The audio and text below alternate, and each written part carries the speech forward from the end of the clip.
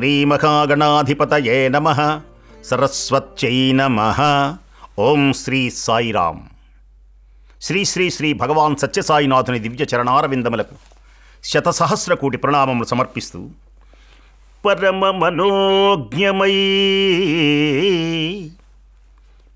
పరమ మనోజ్ఞమై పరమ పావనమై పరమార్థమై పరాత్పరమై వేదవేద్యమై భక్తుల పాలిటి పారిజాతమై పరగు మహామహస్సు నవభారత భారతి ప్రాక్తపస్సు శ్రీవరదుడు సత్యసాయి భగవానుడు మాకు ప్రసన్నుడయ్యడున్. పరమ పావనమైనటువంటి పరమార్థములు లోకమునకు నేర్పుతూ, పరమ మనోజ్ఞ రూపముగా పరాత్పరమై వేదవేద్యుడైనటువంటి భక్తుల పాలిట పారిజాతమైన మహానుభావుడైనటువంటి శ్రీ వరములు ఇచ్చేటువంటి సత్యసాయినాథుడు మాకు ప్రసన్నుడై ఆ స్వామి మంచి మాటలు పలికించాలని కోరుకుంటూ, ఈ రోజున పరమపుణ్యమై దివ్యమైనటువంటి స్వామి యొక్క ప్రేమ సాయి, మన స్వామి సాక్షాత్తు ప్రేమస్వరూపుడు అని వేరుగా చెప్పనవసరం లేదు. ఎందుకనంటే గులాబీ పువ్వును గులాబీ పువ్వు అని చెబుతూ ఇది గులాబీ రంగులో ఉన్నది అని మనం చెబుతామే, ఎలా ఉంటుంది? దాని పేరే గులాబీ రంగు అన్నాం కదా, కాబట్టి అని వేరే చెప్పనక్కరలేదు. లక్షోపలక్షల యొక్క ప్రజానీకానికి అనుదినం వారు ఉపదేశించడం, సంకీర్తనలు చేయించడం, ఆధ్యాత్మిక తత్వ రచనలు చేయించడం, సంచారము చేయించడం, ఇవన్నీ కూడా భగవంతుడికి ఉండేటువంటి పరమ కారుణ్యం. మన మీద ఉన్నటువంటి ప్రేమ పుట్టుకయే ఎరుంగని, పుట్టడమే తెలియనటువంటి లేనటువంటి మహానుభావుడైన. మరి పుట్టడము దేనికి? ఈ లోకంలో మన మీద దయ పుట్టడం వల్ల ఇలా జరిగింది. స్వామి పుట్టుకయే ఎరుంగడు మహానుభావుడైన. కాబట్టి సంకీర్తనలు చేయించడం కానీ, ఉపదేశాలు చేయటం కానీ, సంచారాలు, ఇవన్నీ కూడా దర్శన భాగ్యాలు, ఇవన్నీ మన మీద ఉన్నటువంటి అమితమైనటువంటి ప్రేమ కారుణ్యం. వేలాది మంది ఆపదల నుండి కాపాడటం, వ్యాధులను నివారించడం, అలాగే వ్యాకులతలు తీర్చడం, సదా భక్త సంరక్షణ చేయటంలో మన సాయికి మించినటువంటి దైవం మరొకడు లేనే లేడు. వీటన్నిటిలో వారిలో నిండి ఉన్నటువంటి ఈ పనులన్నీ చేయడానికి గల కారణమేమిటి? ఆపదల నుండి రక్షించడానికి ఏంటి నిర్హేతుకమైనటువంటి కారణం? ఏ విధమైనటువంటి మనం ఉపకారము చెయ్యకపోయినా స్వామి మన మీద దేనికని ఈ వ్యాధులను పోగొడుతున్నాడు, దేనికని కరుణామయుడు, అదే ప్రేమ. కాబట్టి ముగ్గురు సాయిబాబాలు ఉన్నారు అని స్వామియే తెలియజేశారు. ఈ ముగ్గురు ఎవరు అంటే, మొదటిగా షిర్డీ సాయిగాను, ప్రస్తుతం సత్యసాయిగా, ఆ తరువాత కర్ణాటక దేశంలో మాండ్యా తాలూకాలో ప్రేమసాయిగా అవతరించబోతున్నాను అని స్వామి అనేకసార్లు తన యొక్క ప్రవచన అమృతంలో మనకు తెలియచేశారు. అయితే భక్తులకు సంబంధించినంత వరకు ఆ ప్రేమసాయి ఎలా ఉంటాడో తెలియదు కానీ, ఈ సత్యసాయియే ప్రేమసాయిగా మనకు దర్శనమిస్తారు. ఈ సత్యసాయినే ప్రేమసాయి, ముమ్మూర్తుల ప్రేమసాయి అని మనం అనవచ్చు. వారు పంచి ఇచ్చేటువంటి ప్రేమ తిరిగి తమ భక్తుల నుండి లభించాలి అని ఎదురు చూస్తూ ఉంటారు స్వామి. నేను ఏ ప్రేమనైతే మీకు పంచుతున్నానో ఆ ప్రేమ మీరు కూడా చూపించాలి. సూర్యుడు గగన మార్గంలో వెలుగుతున్నప్పుడు అద్దంలో ప్రకాశించగానే అద్దములో నుంచి సూర్యకాంతి ఇంట్లోకి వేయండి, ఇల్లు కూడా ఎలా కాంతితో ఉంటుందో, అలాగే నా భక్తులైనటువంటి మీరు, నా ప్రవచనామృతములను వింటున్నటువంటి మీరు, నేను ఏ విధమైనటువంటి ప్రేమను మీ మీద కురిపిస్తున్నానో ఆంటి ప్రేమయే మీ దగ్గర నుంచి కూడా నేను ఆశిస్తున్నాను. స్వామి కూడా ప్రతిఫలం ఆశిస్తారా? మామూలు వాడైతే నేను ఈ పని చేస్తే నువ్వు నాకేమిస్తావు అని మనకు అనుమానం కాదు. అది యథార్థమూ కాదు. తాము లేక తమకు ఇక్కడ ప్రయోగించినది తన అంశలు. ఇప్పుడు మనమందరము స్వామి ఎదుట కూర్చున్న మనమందరం స్వామివారి అంశలే. అంశలు అంటే ఎలా ఉంటాయంటే, స్వామి చెబుతారు, ప్రవచనామృతాల్లో. సముద్రం అలా ఉన్నదనుకోండి, అలా పేరు వేరు, కానీ సముద్రమే అలా. అది అంశం అంటే. ఇంకొక ఉదాహరణ చెప్తారు స్వామి. మేఘములో నుంచి చినుకులు పడుతున్నాయి. చినుకులు కాలవలవుతున్నాయి, నదులవుతున్నాయి సముద్రం. ఇప్పుడు జాగ్రత్తగా గనక జ్ఞానంతో ఆలోచించినట్లయితే సముద్రము, నది, చినుకులు, మేఘము అంతా ఒకటే. అది తెలుసుకోవాలి. ఇది జ్ఞానం. కాబట్టి స్వామి, నేను ఏ ప్రేమను పంచుతున్నానో మీరు ఆ ప్రేమను చూపించాలి అంటే అర్థం అది. సకల జీవరాశులు తన అంశలే. నా యందు మీకు భయము అవసరం లేదు. భయంతో మీరు వెనకాడవద్దు. నా యందు మీరు సర్వస్వతంత్రం కలదు, సర్వస్వాధీనం కలదు. నా పైన మీకు సర్వస్వతంత్రం. మీరు ఏ పేరు పిలుస్తారు? బాబు అని పిలుస్తారా? పసివాడుగా చూస్తారా? అన్నయ్యగా చూస్తారా? దేవుడుగా చూస్తారా? అసలు మీరు ఏది ఎలా నా మీద అలా ప్రవర్తించినా నేను అలాంటి ఆనందాన్ని కలిగిస్తాను.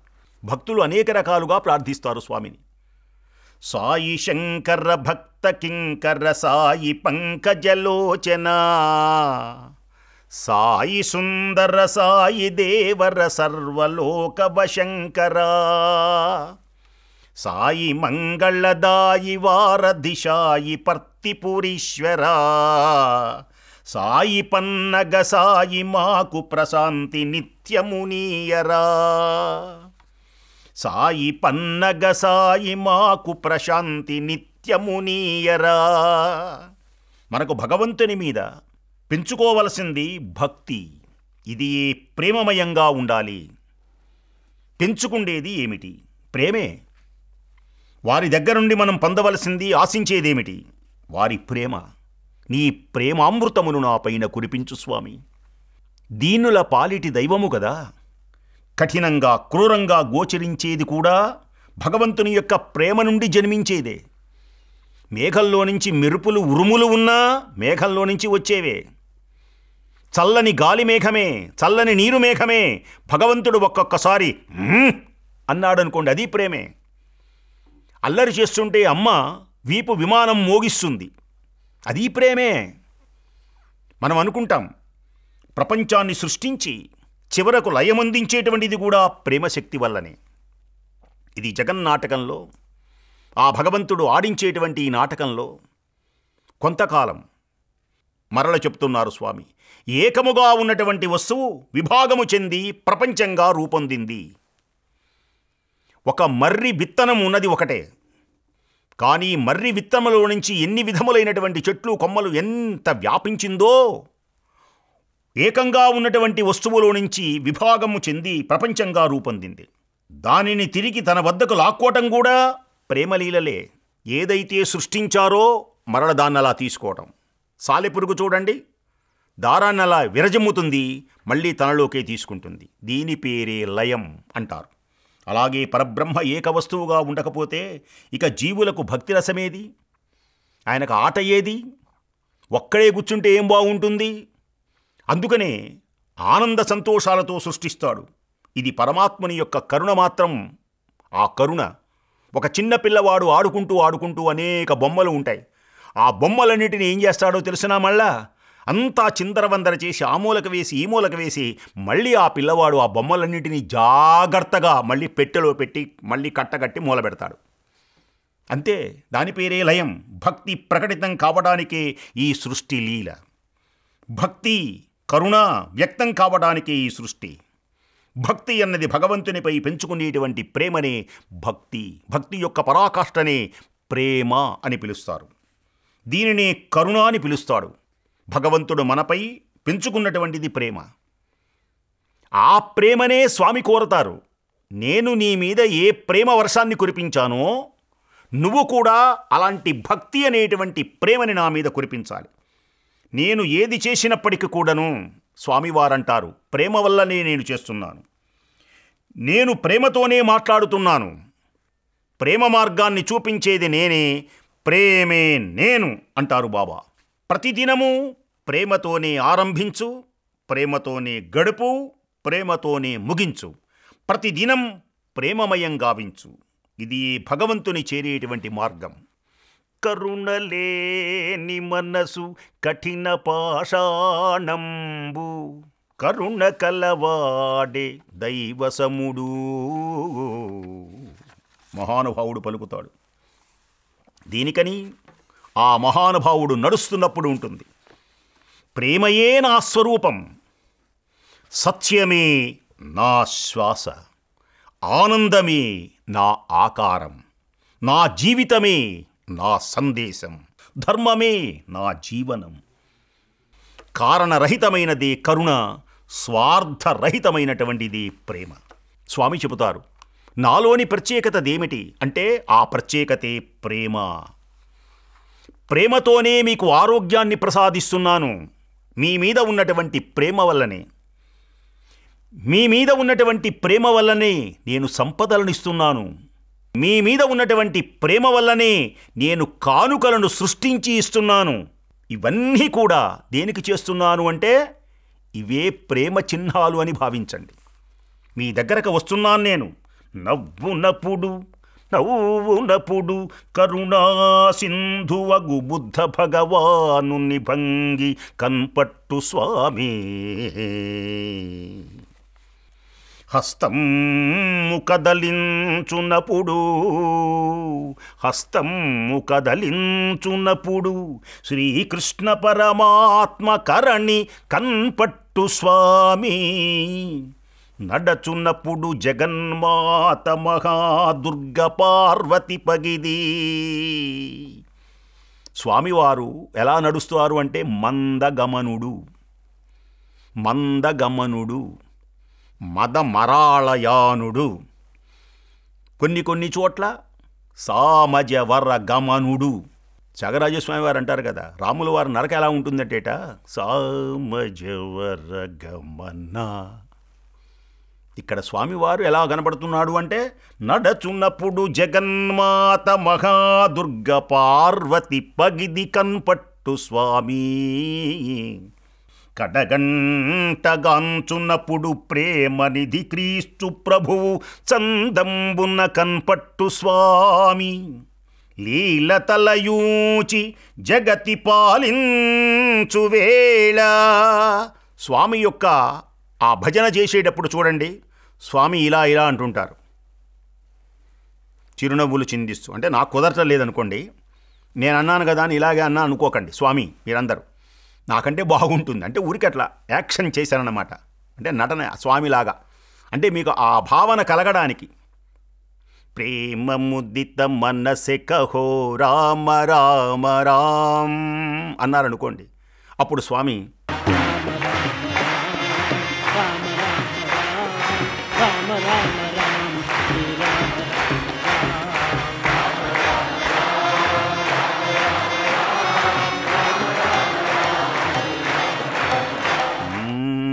బోలో బోలో సబ్మిల్ బోలో ఓం నమ శివాయ అన్నప్పుడు స్వామి లీలతలయూచి జగతి పాలించు వేళ పరమశివుని విధాన కన్పట్టు స్వామి. పలుకునప్పుడు సకల దైవ స్వరూప వేద జనయిత్రి రీతి కన్పించు స్వామి. ఆయన పలుకులు వేదవిహితమై ఉపనిషద్వాంగ్మయమై అద్వైత మార్గంలో భక్తిగా ప్రేమగా ఉంటుంది. స్వామి పలికేటువంటి పలుకులు ప్రేమోపనిషత్ అన్నట్టుగా ఉంటాయి. ఇదొక ఉపనిషత్తా అనుకోకండి. ఉపనిషత్ అంటే అర్థం ఏమిటంటే ఉపనిషత్ అంటారు స్వామి. సమీపమును కూర్చొని విను. ఒక రకంగా భక్తియే ప్రేమ అంటారు స్వామి. అందుకనే నా స్వరూపం ప్రేమ స్వరూపం. సుందరేశ్వర మంగళేశ్వర. స్వామివారు వస్తూ ఉంటే ఒక సుందరమైనటువంటి నాదం వినపడుతుంది. పుట్టపర్తితో అలవాటు ఉన్నటువంటి వాళ్ళకి ఇది బాగా అనుభవైక వేద్యం. స్వామి వస్తూ ఉండగానే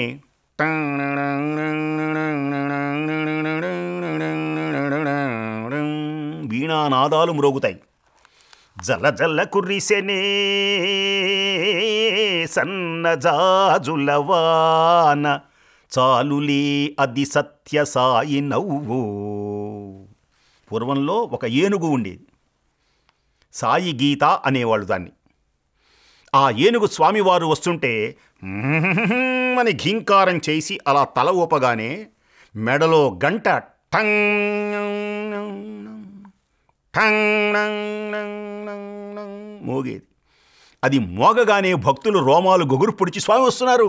గణ మ్రోగెలే గజరాజు మెడ గంట చాలులే అది సత్యసాయి రాక. సత్యసాయినాథుని ఆరాధించిన వారికి దరిద్రము లేదు. సత్యసాయినాథుని ఆరాధించిన వారికి రోగములు లేవు. సత్యసాయినాథుని ఆరాధించినటువంటి వారు అందరూ ప్రేమమయులే. పుణ్యమైనటువంటి ఇవన్నీ కూడా ప్రేమ చిహ్నాలే. నా అద్భుతమైనటువంటి సృష్టి ఇది గొప్ప మహిమ కాదు. అద్భుతాలకు కారణం ఏదో నేను మహిమలు చేస్తున్నాననుకోకండి. ఇవన్నీ దేనికి చేస్తున్నాను అది తెలుసుకోండి. అద్భుతాలకు కారణం నన్ను మీ వద్దకు ఆపదలలో ఆకర్షించేది ప్రేమశక్తే. చిన్నపిల్లవాడికి బిస్కెట్ ఇవ్వగానే మా అమ్మ ఎంత మంచిది అంటాడు. అప్పుడు అమ్మ చెప్పినట్టు వింటాడు.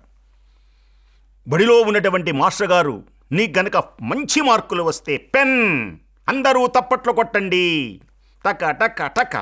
అప్పుడు ఆ పిల్లవాడు మా ఉపాధ్యాయుడు ఎంత మంచివాడు, అప్పుడు దగ్గరకు వచ్చి నాన్న ఇంట్లో అల్లరి చేయకూడదురా అని చెప్తాను. వీలవుతుంది.